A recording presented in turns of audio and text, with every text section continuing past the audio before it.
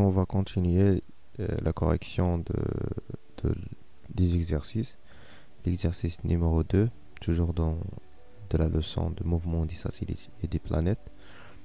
Alors, l'énoncé de l'exercice est un satellite S artificiel de masse petit m et en mouvement circulaire autour de la Terre de centre O et de masse m, grand M.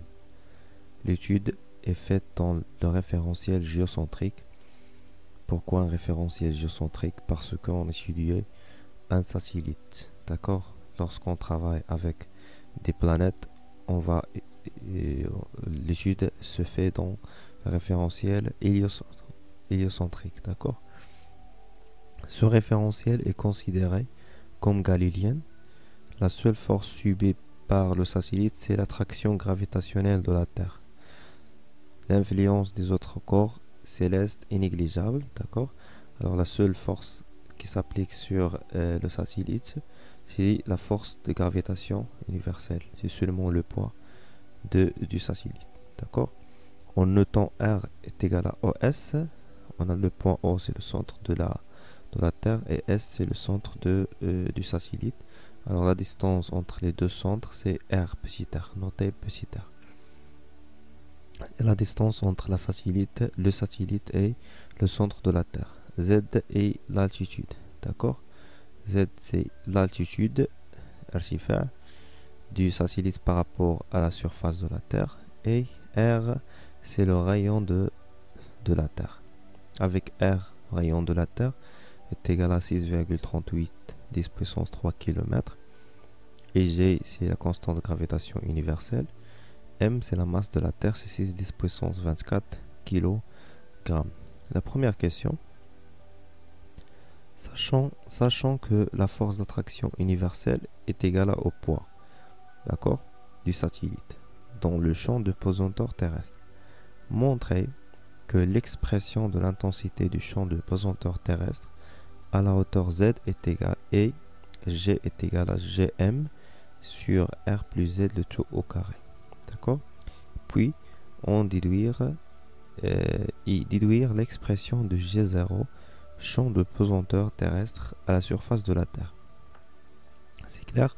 La deuxième question, seulement l'application numérique. On va calculer la valeur de G0. La troisième question, on va trouver la relation qu'il y a entre G et G0, R et Z.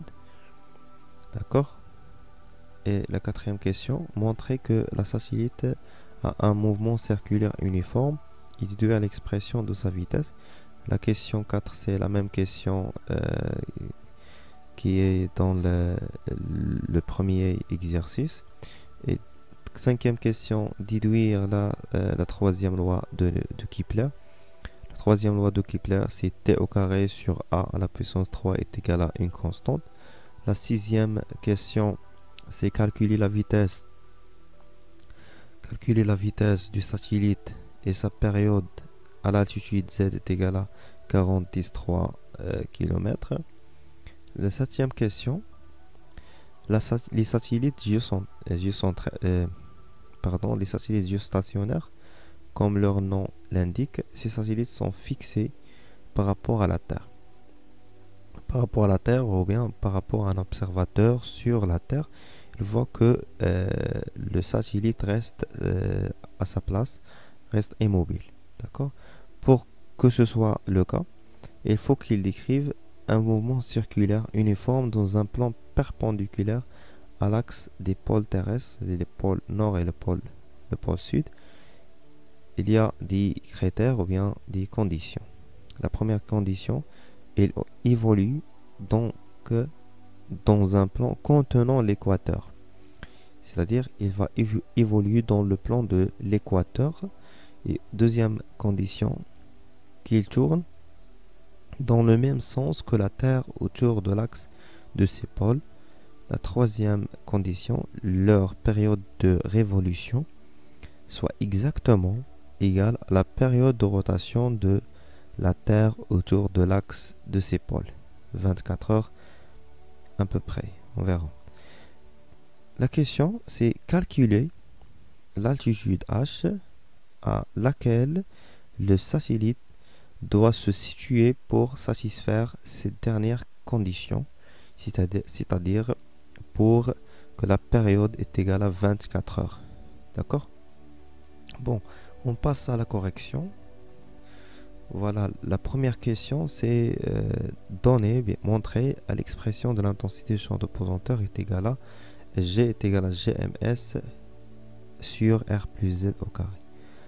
Alors, la force de gravitation universelle terrestre est, on sait bien d'après la loi de traction, la loi de Newton de la traction universelle, c'est F de TS, c'est-à-dire la force appliquée par la Terre sur le satellite, et Gm fois petit m, la masse de la Terre, fois la masse du satellite sur R au carré. R, c'est la distance qui sépare les deux centres. Suivant UST, UST c'est la normale N. C'est Gm fois petit m sur R au carré suivant N. Et on sait bien que est égal au poids du satellite. Le poids du satellite, c'est P est égal à mg. D'accord? Alors, on va faire l'égalité des deux expressions des deux forces. C'est-à-dire P est égal à FTS. C'est-à-dire mg est égal à Gm fois m sur R au carré. On va simplifier par petit m. Et on trouve G est égal à Gm sur R carré suivant n. D'accord? On a trouvé l'expression de G. Alors, le module de G, c'est Gm sur R au carré. D'accord? D'après la figure, on peut déduire que R, la distance qui sépare le centre de la Terre et le centre du satellite, est égal à R plus Z plus R plus Z, pardon, c'est pas H ici, c'est Z plus R. Le rayon de la Terre, c'est le rayon de la Terre, plus c'est R plus Z. D'accord? C'est R plus Z. C'est clair? Bon, donc G est égal à GMS, Z plus H plus R, toujours R au carré. D'accord? On va remplacer R par Z plus R. Plus grand R, alors Z plus grand R, le tout au carré. Voilà, on est arrivé de démontrer sur l'expression de G qui est égale à Gm sur R plus Z le tout au carré. Quoi?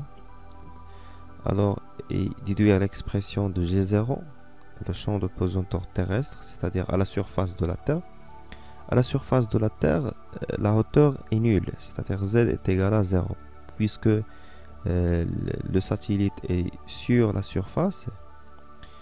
Z ça sera égal à 0.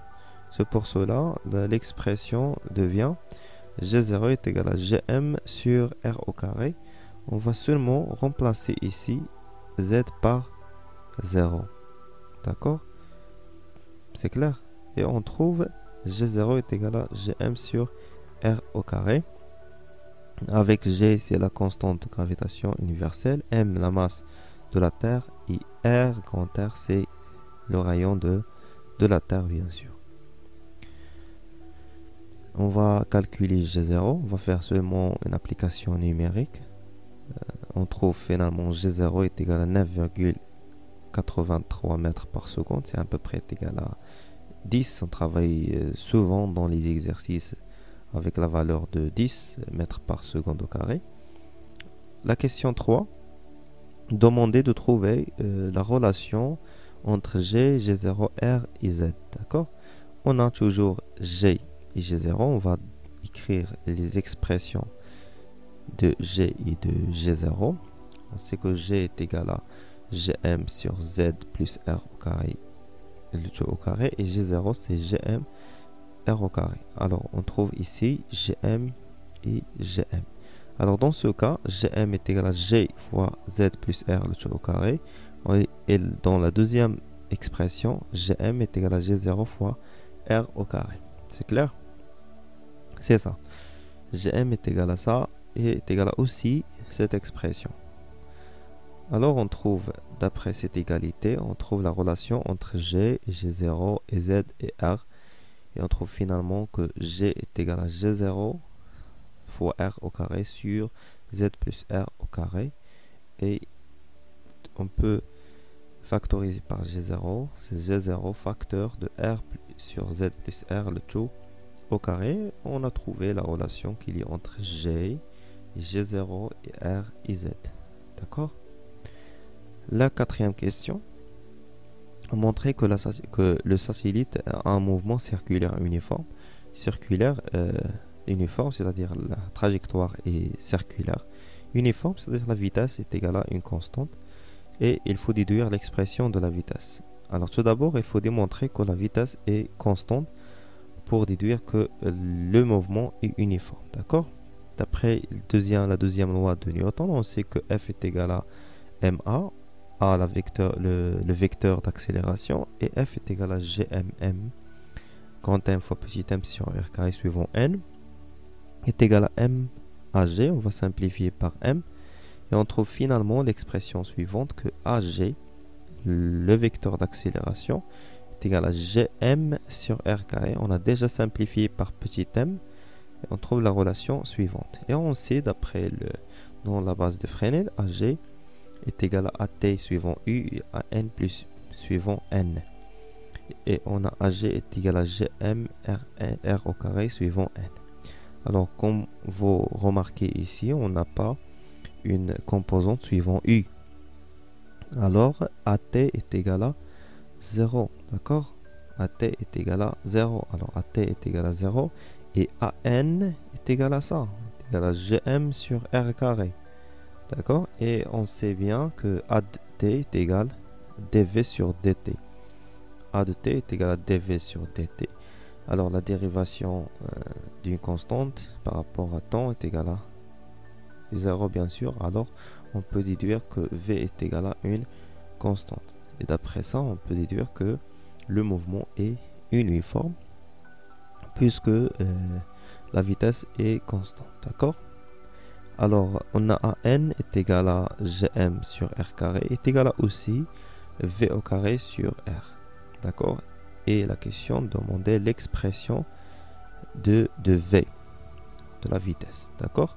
Alors on va simplifier par R des deux côtés. On trouve finalement R est égal à Gm sur V au carré est égal à une constante. Alors le mouvement est circulaire de rayon R est égal à Gm sur V au carré. Alors on a trouvé l'expression du rayon de mouvement. D'accord? L'expression de la vitesse. D'après cette dernière expression, on peut déduire l'expression de la vitesse. Voilà, on a trouvé la relation suivante. V au carré est égal à Gm sur R. Pour éliminer le carré, on va faire la racine. La racine de V au carré, c'est V. Et la racine de Gm sur R. Voilà. Et on a trouvé l'expression de la vitesse de notre satellite. Déduire la troisième loi de Kepler. Toujours, on va commencer par les deux relations V est égal à R oméga. V est égal à R oméga. Et avec oméga, c'est la vitesse angulaire. R, le rayon. Et V, c'est la vitesse linéaire. Oméga est égal à 2P sur T. Oméga est égal à 2P sur T. On va remplacer oméga ici. On va remplacer oméga par 2P sur T et on trouve que V est égal à R fois 2P sur T. D'accord? On va multiplier, on va faire le carré de cette expression. On obtient V au carré est égal à 4P au carré R au carré sur T au carré. D'accord? Après, on va remplacer V au carré par l'expression précédente. C'est là, d'accord? V au carré, c'est Gm sur R. Gm sur R, d'accord? Après, on va faire T au carré sur R à la puissance 3, d'accord? Est égal à 4P au carré sur Gm. Et on a trouvé finalement euh, l'expression de la troisième, on a trouvé la troisième loi de Kepler. T au carré sur R au carré est égal à une constante, car 4P c'est un nombre, et G est constante, et M, la masse de la Terre aussi, c'est une constante. Alors, tout ça c'est égal à une constante. C'est clair? On passe à la sixième question. Calculer la vitesse du satellite et sa période à l'altitude Z est égale à 40-3 km. Voilà, on va utiliser l'expression de la vitesse trouvée précédemment. Alors, on a déjà la racine V est égale à la racine de Gm sur Z plus R. R, c'est le rayon de la Terre. Et Z, déjà donné, c'est 40 10 puissance 3 km. G, c'est la constante de gravitation universelle. Et M, c'est la masse de la Terre. Il suffit de faire une application numérique. On trouve finalement que V est égal à 2937,47 mètres par seconde, ou bien c'est 2,94 10 puissance 3 mètres par seconde. D'accord? C'est clair?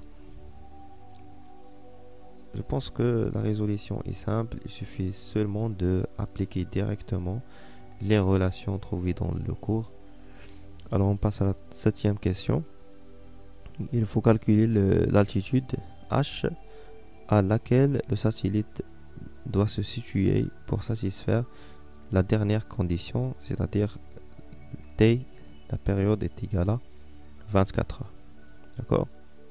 Alors, lorsqu'on va penser à la troisième loi de Kepler, c'est T au carré sur R au carré est égal à 4P au carré Gm.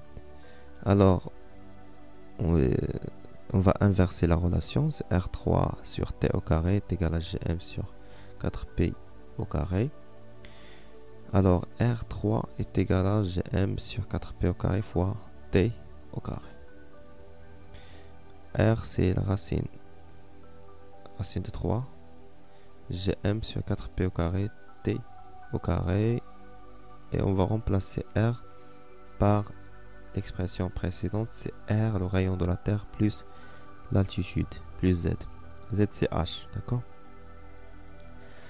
Alors, on trouve Z est égal à la racine 3 de Gm sur 4P au carré, T au carré, moins R. Alors, T, c'est 24 heures, R, le rayon de la Terre, G déjà donné, et M, la masse de la Terre, 4P au carré, donné, d'accord? Alors, il suffit de faire une application numérique pour trouver l'altitude 35 917,5 km. C'est la hauteur pour laquelle le satellite avoir la même période de la Terre. D'accord? Bon, merci pour votre attention et au revoir.